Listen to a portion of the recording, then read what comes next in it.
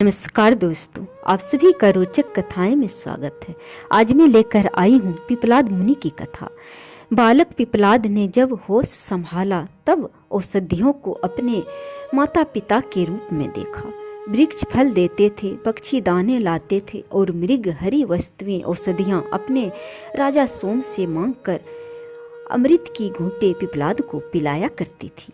यह दृश्य देखकर पिपलाद ने वृक्षों से पूछा कि यह देखा जाता है कि मनुष्य माता पिता से मनुष्य तथा वनस्पतियों से वनस्पति पैदा होते हैं, किंतु मैं आप वनस्पतियों का पुत्र होकर भी मनुष्य कैसे हो गया।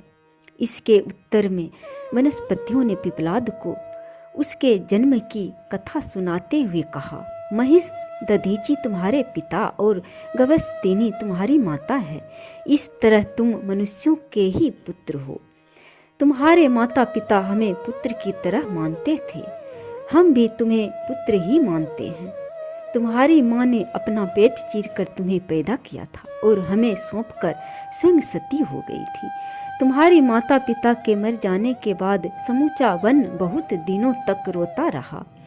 वे हमें प्यार करते थे और हम सब उन्हें इतना कहकर वनस्पतियाँ फूट फूट कर रो पड़ी। यह सुनकर बालक पिपलाद को बहुत आश्चर्य हुआ। उसने अपने माता पिता की कथा जाननी चाहिए। वनस्पतियों ने उनके माता पिता को श्रद्धा से नमस्कार कर उनकी जीवन गाथा प्रारंभ की। तुम्हारे माता पिता का नाम दधीचि और उनके सभी उत्तम गुण विद्यमान थे। तुम्हारी माता उत्तम कुल की कन्या और पतिव्रता नारी थी। उनका नाम गभस्तिनी था। वे लोपामुद्रा की बहन थी। तुम्हारे माता पिता ने तपस्या कर इतनी सामर्थ्य अर्जन कर ली थी कि उनके आश्रम पर दैत्यों दानवों कोई भी आक्रमण नहीं कर सकते थे। एक दिन विष्णु इंद्र आदि सभी देवता आश्रम में आए और दैत्यों पर विजय पाने से वे प्रसन्न थे। तुम्हारे माता पिता ने उनका भव्य सत्कार किया। देवताओं ने कहा, आप जैसे महिष जब हम लोगों पर इतनी कृपा करते हैं तब हमारे लिए क्या दुर्लभ है। हमने शत्रुओं पर विजय प्राप्त कर ली है। अब चाहते हैं कि अपने अस्त्र शस्त्र आपके आश्रम में रख दें, क्योंकि तीनों लोकों में आपका आश्रम ही सुरक्षित है। यही स्थान पर मैं अस्त्र शस्त्र रखना चाहता हूँ। यहाँ आपकी तपस्या के प्रभाव से दैत्य आदि प्रवेश नहीं कर पाते हैं। उदार मुनि दधीचि उनकी प्रार्थना स्वीकार कर ली। तुम्हारी माता ने उन्हें रोकते हुए कहा, नाथ, यह कार्य विरोध उत्पन्न करने वाला है। इस काम में आप न पड़े। आप तो समदर्शी हैं। आपके लिए शत्रु मित्र बराबर है। अस्त्र शस्त्र रखने से दैत्यों और दानवों आपसे शत्रुता रखने लगेंगे। धरोहर रूप में किसी का धन रखना साधु पुरुषों के लिए उचित नहीं कहा गया है।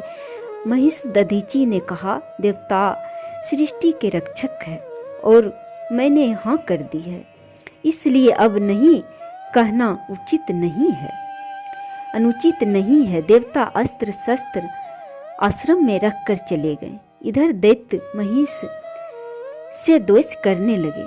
महिष को चिंता हुई कि दैत्य बड़े वीर तो है ही, साथ ही तपस्वी भी है।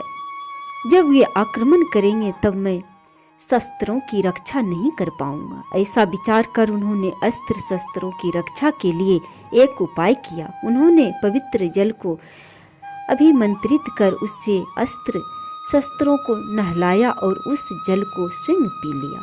तेज निकल जाने से वह सभी अस्त्र शस्त्र शक्तिहीन हो गए, इसलिए वे धीरे धीरे नष्ट हो गए। बहुत दिनों के बाद देवता महिष के आश्रम में पहुँचे, क्योंकि उनके शत्रुओं ने फिर सिर उठाया था।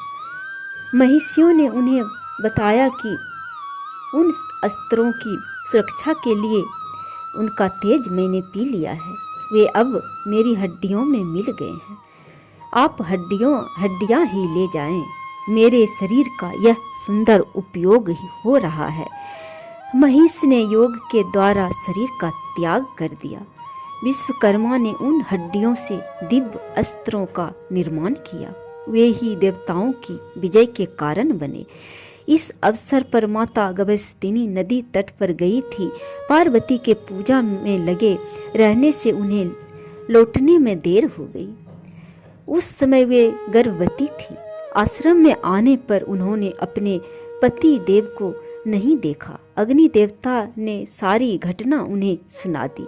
उन्होंने पति के कार्य की सराहना की, फिर तीनों अग्नियों की पूजा करके अपना पेट चीरकर तुम्हें हाथ से निकाल दिया। तुम्हें हम लोगों को सौंप कर पति के केस आदि के साथ वे अग्नि में प्रवेश कर गई। उस समय आश्रम का प्रत्येक प्राणी दुख से संतप्त होकर रो पड़ा। सब कह रहे थे कि दधीची और प्रातिथेयी गर्भस्तिनी जितना हमें प्यार देते थे उतना अपने माता पिता भी प्यार नहीं दे पाते थे।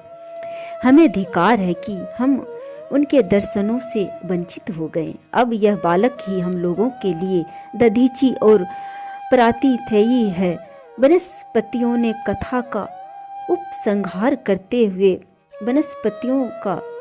वनस्पतियों ने कथा का उपसंहार करते हुए कहा कि यही कारण है कि हम वनवासी तुम्हारे पुत्र से अधिक मानते हैं। वनस्पतियों ने कहा कि हम तुम्हें अपने पुत्र से भी अधिक मानते हैं। बालक पिपलाद को अपनी कथा सुनकर बहुत दुख हुआ। माता ने पेट चीरकर जो उसे निकाला था, इस बात से उसे अधिक पीड़ा हुई। वह रोता हुआ बोला, मैं अभागा हूँ जो माता के कष्ट का कारण बना।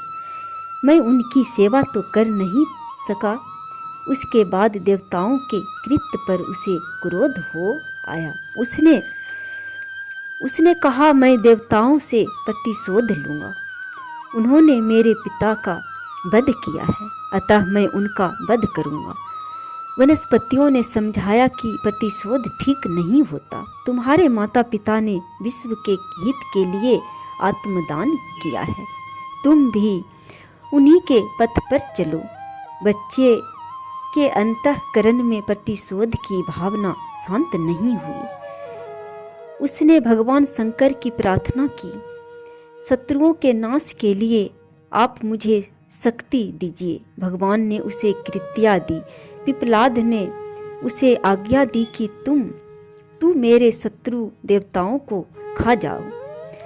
देवता भाग खड़े हुए और उन्होंने भगवान शंकर की शरण ली। भगवान शंकर ने पिपलाद को समझाया कि तुम्हारे पिता ने विश्व के हित के लिए अपना प्राण दे दिया है। उनके समान दयामय संसार में कौन होगा। तुम्हारी माता भी उन्हीं के साथ पतिलोक चली गई। उनकी समता किसे होगी। तुम भी अपने माता पिता के रास्ते पर ही चलो। तुम्हारे प्रताप से देवता संकट में पड़ गए हैं, उन्हें तुम बचाओ, यही तुम्हारा कर्तव्य है। प्रतिशोध अच्छा नहीं होता। पिपलाद शांत हो गए। उन्होंने भगवान शंकर का उपदेश मान लिया। भगवान ने और देवताओं ने भी पिपलाद को वरदान मांगने को कहा। पिपलाद ने वर मांगा कि मैं अपने माता पिता को देखना चाहता हूँ। दिव्य लोक से उनके माता पिता दिव्य विमान से उपस्थित हो गए।